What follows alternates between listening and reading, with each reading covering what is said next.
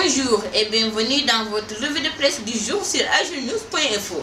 La presse sénégalaise a fond sur le délibéré du procès de Karim Wade attendu le 23 mars. Procès de Karim Wade et compagnie devant la CREI, verdict le 23 mars, titre Sud Quotidien. Pour le témoin, 23 mars, jour de vérité, car Karim et compagnie poursuivis pour enrichissement illicite et complicité d'enrichissement illicite seront fixés sur leur sort. Sur le délibéré du procès de Wade fils, le quotidien écrit que Karim est renvoyé en mars et que la CREI rend son verdict le 23 mars. Karim et compagnie fixés sur leur sort le 23 mars, 48 heures avant le 3e anniversaire de la seconde alternance, renchérit Le Populaire, expliquant qu'après 7 mois de débat, le procès a été bouclé hier. Ce journal donne les confidences des co-prévenus Bibo Bourgi qui dit à la cour que quelle que soit la décision que vous allez prendre, elle ne mérite pas de prendre une vie. Et de Mamadou Pouy qui soutient « Nous ne sommes pas les seuls dans les paradis fiscaux ».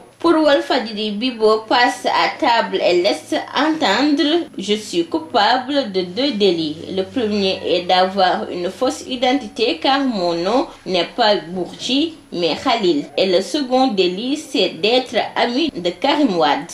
La Tribune consacre sa une à Maître Abdoulaye Wade qui menace si Macky touche à ma maison. La visite économique du chef de l'État fait la une du journal Enquête qui écrit que Macky Sall lance 2017. Selon le journal, Macky Sall déclare la Casamance zone touristique d'intérêt national, réduit le billet du transport maritime de 10 500 à 5 000 francs CFA, déclare l'amnistie fiscale de la suppression des taxes sur les billets d'avion. Ziguinchor sort de son isolement, titre le quotidien national. Le Soleil revenant ainsi sur la réception par Macky Sall de 2 navires qui vont renforcer la liaison maritime Dakar et Ziguinchor. Pour Walfadjri, Macky offre un statut spécial à la Casamance, ce qui était réclamé depuis 10 ans. La bataille autour de l'emprunt obligataire de 20 milliards de la mairie de Dakar occupe la une de l'As qui parle le blocage